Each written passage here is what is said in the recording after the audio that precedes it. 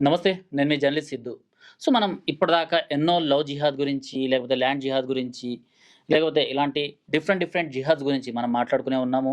So, ఇప్పుడు తాజాగా ఈ పూజా జిహాద్ అనేసి ఒకటి స్టార్ట్ అయిందనమాట. ఈ పూజా జిహాద్ అన్నది నేను షార్ట్‌గా చెప్పేస్తా. ఎలా అయితే ఇక్కడ లవ్ జిహాద్‌లో హిందూ అమ్మాయిల్ని మతం అనే ఉచ్చులో దింపేసి, ఎలా అయితే ప్రేమతో పాటు మతం కూడా కంపల్సరీ అండ్ మా మతంలోకి రావాలి అనేసి వాళ్ళని కన్వర్షన్స్ చేస్తున్నారో, సో, అలానే మన హిందూ పుస్తకాలని అంటే మన ఆరాధ్య గ్రంథాలు ఏవైతే ఉన్నాయో పురాణాల్ని వాటిలో కూడా తప్పుడు సమాచారం పెట్టి ఇలాంటివన్నీ చేస్తున్నారనమాట. వాటికి సంబంధించిన ఒక వీడియో కూడా సోషల్ మీడియాలో వైరల్ అయింది. ఆ వీడియోలో ఒక అక్క అయితే చెప్తానే ఉంది. అంటే నిజంగా ఈ ఏదైతే తను పుస్తకం కొనుగోలు చేసిందో, ఏదైతే అమ్మవారి మహాలక్ష్మి పూజ చేయడానికి ఒక పుస్తకం కొనుగోలు చేసిందో స్థానిక బుక్ స్టోర్ నుంచి, ఆ తర్వాత ఈ పూజలు చేసే సమయంలో తను కొన్ని పేజెస్‌ని చదవడం జరిగింది. సో, అందులో బిస్మిల్లా అనే పేరొచ్చింది. ఆ బిస్మిల్లా అనే పేరు 101 టైమ్స్ చదవాలంట.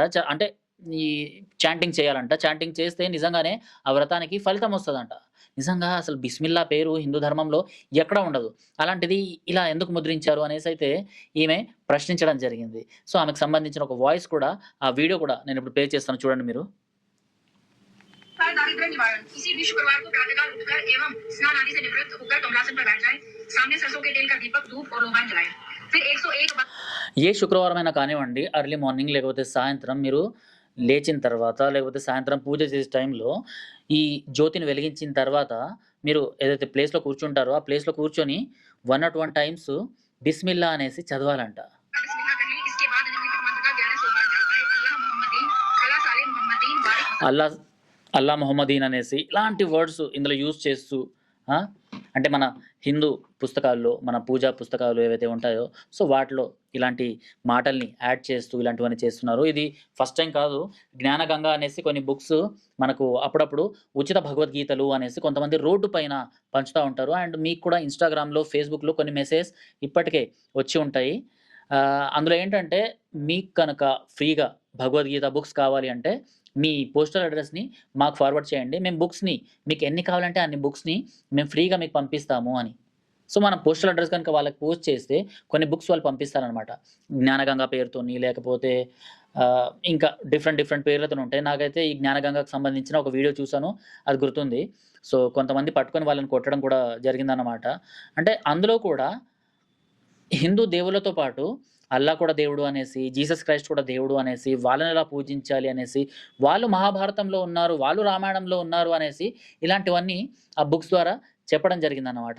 ఇలాంటివి కూడా జరుగుతూనే ఉన్నాయి. సో, ఇలా మనకు పుస్తకాల ద్వారా ఇప్పటికే మనం కొన్ని ఏదైనా ఆర్టికల్ సెర్చ్ చేద్దామనేసి ఇంటర్నెట్‌లోకి వెళ్తే అందులో ఎడిట్ ఆప్షన్ ఉంటదనమాట. ధర్మ గ్రంథాల పైన ఏవైతే రాయబడి ఉంటాయో, సో, ఆర్టికల్స్‌లో వాటిని కూడా చెరిపేసి సో, ఎడిట్ చేస్తారనమాట. అబద్ధపు రాతల్ని అక్కడ యాడ్ చేయడం జరుగుతుందనమాట. ఆ తర్వాత ఆర్టికల్స్ కొన్ని మన హిందూ యాక్టివిస్టులు ఎవరైతే ఉన్నారో వాటిని మార్పు చేర్పులు చేయడము ఇవన్నీ పై దాకా తీసుకెళ్లడం జరిగింది. ఇలాంటివన్నీ జరుగుతూనే ఉన్నాయి. సో, హిందూ ధర్మం పైన ఎలాంటి బురద జల్లాలన్నా కూడా వీళ్ళందరూ రెడీగానే ఉంటున్నారు. సో, ఇది మనం అర్థం చేసుకోవాలి. అందులో భాగంగా ఇప్పుడు పుస్తకాలు ఇప్పుడు మార్కెట్‌లో కూడా వచ్చేసినాయి. సో, ఎగ్జాక్ట్‌లీ చూడటానికి మన హిందూ దేవుళ్ళ పుస్తకాలు, సో, ఏ దేవునికి ఎలాంటి ఆరతి చేయాలి అనేసి అందులో రాయబడి ఉంటాయనేసి మనం అందరం అనుకుంటాం. బట్ ఆ తర్వాత ఆ పేజెస్‌ని మనం ఎప్పుడైతే చదవడం స్టార్ట్ చేస్తామో అందులో ఉన్న పారాస్ ఆశ్చర్యాన్ని కలిగిస్తాయన్నమాట. ఎందుకంటే బిస్మిల్లా అని 101 టైమ్స్ అంటేనే నీకు మోక్షం దొరుకుతుంది అనేసి ఇలాంటివన్నీ అందులో రాయబడి ఉన్నాయన్నమాట. సో, ఇప్పటికే కొంతమంది సో కాల్డ్ ఫేక్ బాబాస్ వల్ల ఇలాంటివన్నీ ఇప్పటికే అల్లా అచ్చా కరేగా, అల్లా తుమారా కదర్ రఖేగా, అల్లా తుమారా భలా కరేగా అనేసి ఇళ్ళ పైన రాసుకోవడము, లేకపోతే వాళ్ళనే నిజమైన దేవుళ్ళలాగా అనుకుంటూ ఇవన్నీ ఫాలో అప్ చేయడం. సో కాల్డ్ ఫేక్ బాబాస్ ఎవరైతే ఉన్నారో మన హిందూ ధర్మాన్ని నాశనం చేయడానికి వచ్చిన వాళ్ళు ఉన్నారో వాళ్ళకి ఇప్పటికే చాలామంది ఫాలోవర్స్ ఉంటారు.